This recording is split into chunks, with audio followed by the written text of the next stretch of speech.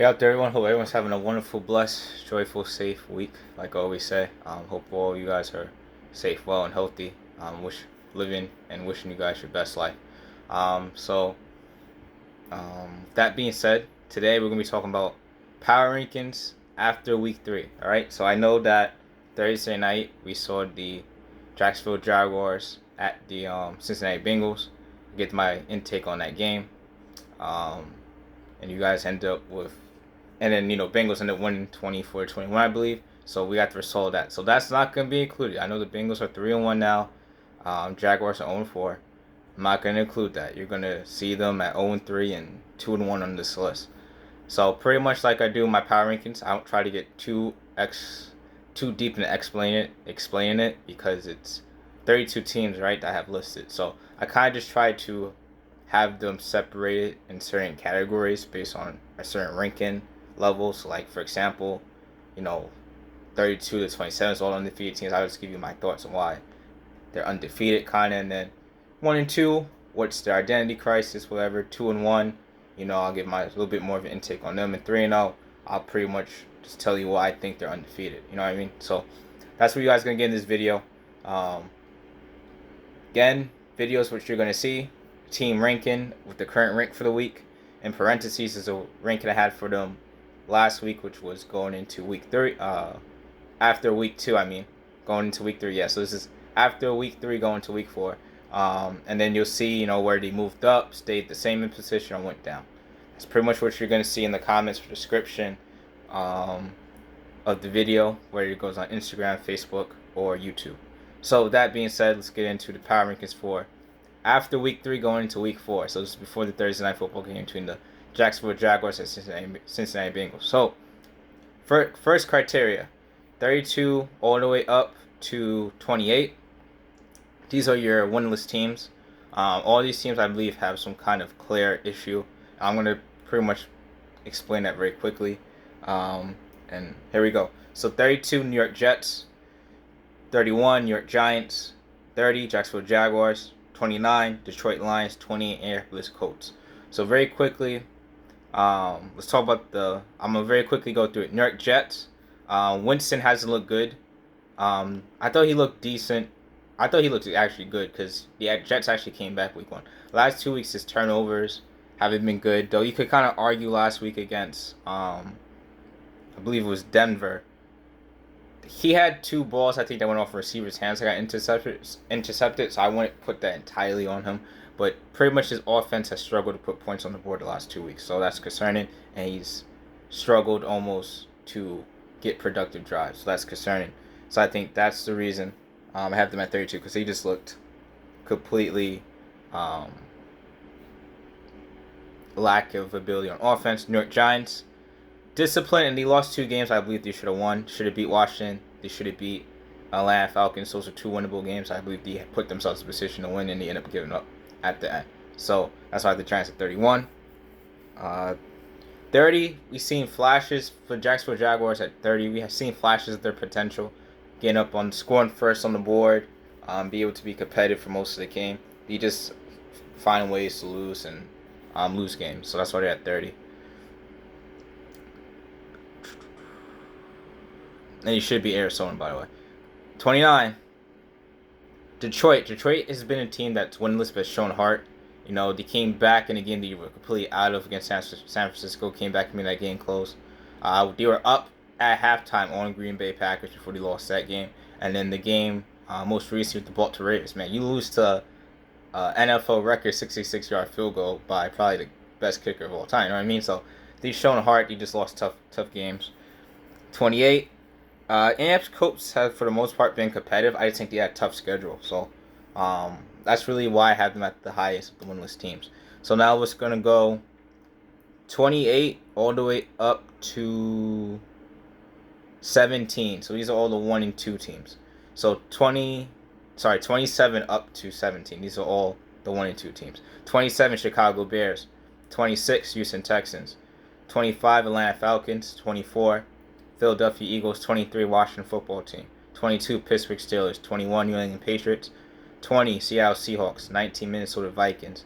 18, Miami Dolphins. 17, Kansas City Chiefs. So starting from the Bears up, from 27 going up to 17.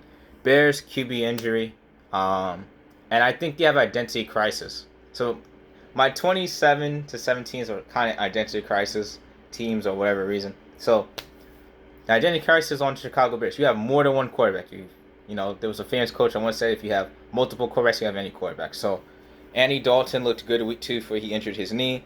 Justin Fields is just seemed, first of all, they have a bad offensive line. That has part to do with it in the quarterback crisis. But Justin Fields did not look good first week. Matt Nagy is now saying that they have 3 quarterbacks available they could go to this week, and Nick Foles, Andy Dalton, and Justin Fields. So if you're not choosing one correct, you're going with, I believe you have identity crisis there. So that and offensive line has been an issue. Defense has played actually pretty well, if I'm being honest. But the offense keeps them on the field, and now you start to see more flaws from the defense. But I believe they have a good defense. Houston Texans QB injury. Tyrod Taylor's injured. David Mills, a rookie, struggled against Carolina. If Tyrod Taylor's in this thing, I actually probably have them as high as 23 on this list, because I believe they've been more competitive than the 2 teams above them. I believe you could argue they have played a tougher schedule, or looked more competitive at times than the teams above them. I think you make the argument. So Atlanta Falcons. Had a tough schedule. They obviously lose to Philly, but then you destroyed by Philly, by the way.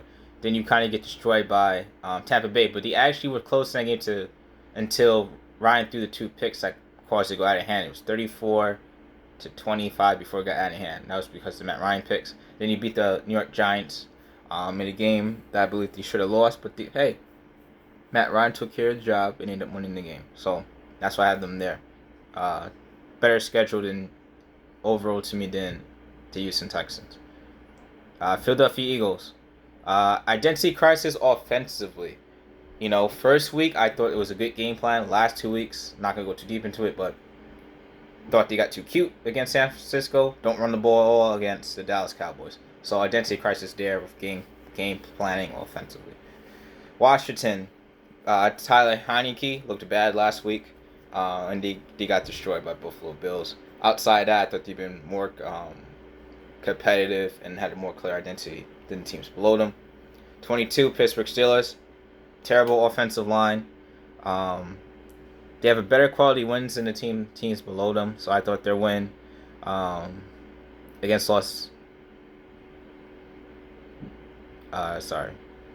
their win against the Buffalo Bills I thought was a better quality win. Though I believe the reason they won that game is more because of their defense and special teams. But I believe they're a team that has an offensive crisis. Offense has no offensive line. They struggle because of that. So that's why I have them here. New England, right now, Mac Jones, which is not a bad thing, but he's game manager, which kind of limits almost how competitive he could be against the better teams. So when games start getting out of hand because they're kind of rolling him in, it's kind of hard for Mac Jones to keep them in games that kind of get out of hand. So that's why I have them there. Seattle Seahawks, lose in overtime to Tennessee, lose to Minnesota Vikings. Offensive line crisis here too. A lot of pressure on Russell Wilson within the last 2 weeks, but tough schedule too, kind of. Minnesota Vikings beat Seattle Seahawks, so I have them above there. Tough schedule, lost close games. Should beat Arizona, missed a field goal. Beat Seattle, and then they lost to Cincinnati in overtime. So they've played more competitive than the teams below them. Miami, competitive schedule, only lost really. They got blown out by Buffalo, but that's because of quarterback injury Tua. Jacoby Brissett came in late. Last week I expected him to play better. He did. Lost in overtime to Las Vegas. I believe they played more competitive than teams below them. Kansas City, defensive crisis. Quarterback getting late turnovers that kind of much flipped the game. So that's why I have them at 17. And he played tougher schedule than teams below them. So now we go 2-1. 2-1 teams. That's all the way from 16 up to 6. So Cincinnati Bengals at 16. New Orleans Saints at 15. Los Angeles Chargers at 14. Dallas Cowboys at 13. San Francisco 49ers at 12. Green Bay Packers at 11. Tennessee Titans at 10. Cleveland Browns at 9. Buffalo Bills at 8. Baltimore Ravens at 7. Tampa Bay Buccaneers at 6. So I'm coming up on 10 minutes. I'm going to try to get these done before 13 mark. Okay, so Cincinnati Bengals. I believe offense line still concerning, but they have pretty much been competitive for most of the weeks. Beat Minnesota overtime, dominated Pittsburgh Steelers. Only loss was a close loss to Chicago Bears. Above them, New Orleans Saints looked great against better quality win against Green Bay Packers. Looks bad Jameis we saw week 2 against Carolina Panthers, and he got it back on the road against New England, looking very good. Dallas dominated Philadelphia Eagles, won a tough game against Los Angeles Chargers, and looked very competitive for the most part against Tampa Bay Buccaneers. I believe they have good, better quality schedule than teams below them. San Francisco 49ers beat the Philadelphia Eagles, beat Detroit Lions, so that's not good quality wins. Lose a close game to Green Bay. I do believe they're a better roster and a better team than teams below them. And I believe they've done a better job of looking more dominant at times, but also been very inconsistent with it, with letting teams back into games. So, are looking in games where they could have lost, but they kind of held out. So, they are what the record is at this moment. Green Bay Packers, relax, right? Struggle week 1 against New Orleans. After that, Rodgers kind of say, like, I know who I am. Guys, relax. I got this thing together to beat Detroit the following week and then beat San Francisco last week. So, beat San Francisco. That's why we're above them. Tennessee Titans, struggle against Arizona week 1. And then you won the overtime game against Seattle. And you beat Indianapolis. So, I believe they looked better overall at times. And I believe their one loss is a better quality loss. So, that's why I have them above the teams below them. Cleveland Browns. They beat the teams they should have been beat in Houston and Chicago. But they lost a very close game in Kansas City, which I had as high as, I think, 2 my first power ranking. So, they looked better than the teams below them to me. Buffalo Bills, dominant victories after losing to Pittsburgh Steelers in the game. They kind of give the way defensively on special teams. Dominate Miami Dolphins 35-0. Dominate, who did he play? They won 43-21 against Washington. So, they dominate the last 2 teams. So, that's why I had them as high as 8 right now. Heart of the champion, the Baltimore Ravens. Pulled out the win against Kansas City. Pulled out a tough win in a 66-yard field goal off of Justin Tucker against Detroit. So people might say Detroit, hey, it's not a team you should struggle against. Then you beat Kansas City, right? And then the loss they have is tough overtime loss to Las Vegas. So these teams showed a heart of the champions, lost close games, and pretty much every game they kind of had to look in deep inside themselves and pull out those wins. Tampa Bay Buccaneers, secondary is the issue, but they're the reigning champion. So, tough loss to the best team in the league right now to me is Los Angeles Rams. So, that's why I have them as the high of the 2-1 teams at 6. 5-0, all your undefeated teams. So, I know people's going to be like, oh, well, we can't put Carolina and Denver, the questionable teams, right? Hey, you are what your record is, and I believe by the end of the season, they will be at their rightful position, which I had predicted with my week 1 prediction, power rankings. So I believe they're going to fall more closer to the pack based on my preseason predictions and what I think the record is going to be. Anyway, Carolina, 3-0, is at 5. Denver, 3-0, is at 4. Easy schedules, beat teams you should have beat. But they were mostly dominant in these games and controlled the game for the most part overall. Arizona Cardinals at 3, undefeated, looked inconsistent in the games they won. But they're 3-0. They pulled out those wins. 3-0, number 2. So Arizona Cardinals is 3-0, 3-0. Las Vegas Raiders. Yes. Harvard champion beat Miami overtime.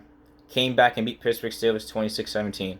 Pull out the overtime win 33-27 over the Baltimore Ravens. Harvard champion, so I had them as high as 2. And this is a team I got completely wrong because I expected them, I think, to be 1 or 2 at this point. So I got them completely wrong, undefeated. Last team, Los Angeles Rams, beat the champs. That's why I had them at number 1. Beat them 34-24, looked dominant. The other 2 wins were games they should have won. But hey, you are who you beat who's in front of you, right? But they beat the champions, so they're my number 1 team. So that's my thoughts on my power rankings. Let me know your thoughts down below if you disagree or anything. Always, guys, wishing you guys nothing but the best in life. Hope you guys stay happy, healthy, joyful, and blessed. Stay safe out there, guys. Keep doing good in the world, guys. That's my power rankings after week 3. Peace.